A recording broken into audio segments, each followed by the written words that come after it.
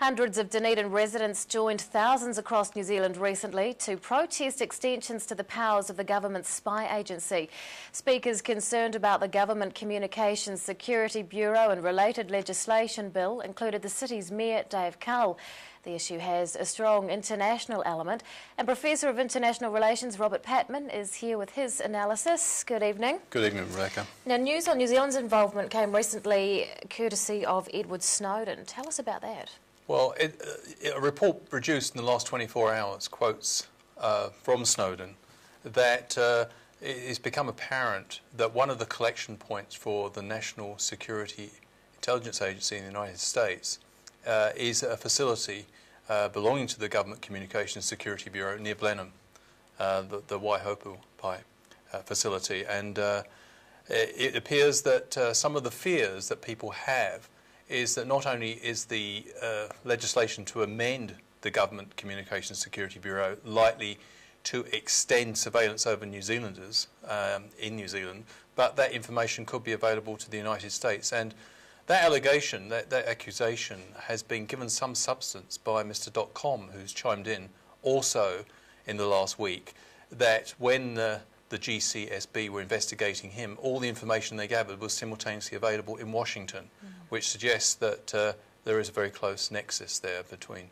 the facility near Blenheim and America's ability to tap into that information. What is the latest that we know about Snowden's movements? Well, he's been granted temporary asylum in Moscow until July next year, and we understand that his father has just been given a visa to visit him. His father has said that his son can't be given a fair trial in the United States, but that's where he is at the moment, in Moscow, after a lengthy period in the airport at Moscow. So what are the issues raised by New Zealanders? Well, I think many people are worried about the extension of the Government Communications Security Bureau, because it had acted illegally when it actually monitored Mr. .com, and now that organisation has been given much more extensive powers, not just to intercept foreign signals and intelligence, but also to perhaps act on behalf of domestic agencies, and which has raised the issue of whether New Zealand is becoming something of a surveillance state. And I suppose the government argues, of course, that it's doing this to protect the freedom and the security of New Zealanders, because there are real threats out there that some New Zealanders may be linked, for example, with Al-Qaeda. The counter-argument is that even by his own admission, Mr. Key is conceding that the threat is very small. And are these measures disproportionate to the actual threat? In other words, are we curtailing people's privacy and their potential freedoms for what is a rather small threat? And of course that raises another issue. If you're engaged in a political struggle with terrorism, like New Zealand is and a number of other democratic countries, do you best combat it by curtailing the freedoms of your own citizens? Are you playing into the hands of the people you want to actually diminish and discredit? Now, I understand that there are also some concerns about the oversight of the Bureau.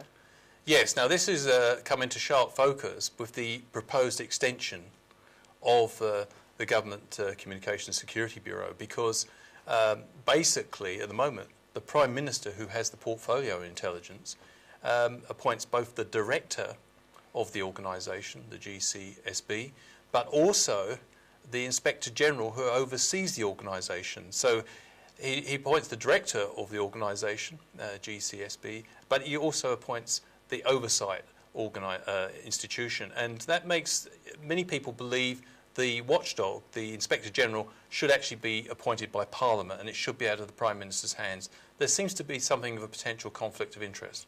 What stage is the legislation at? Well, it's quite advanced now. The government has got through the second reading, thanks in part to Mr. Dunn's about-face on the issue.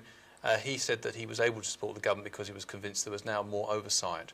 But a lot of course, critics like the Greens and Labour remain very vocally opposed. And I think many New Zealanders across the political spectrum worry that whether this is a disproportionate response to what is a problem for many democratic countries. How do you deal with terrorist organisations? Professor of International Relations Robert Patman, thanks very much for your time. Thank you.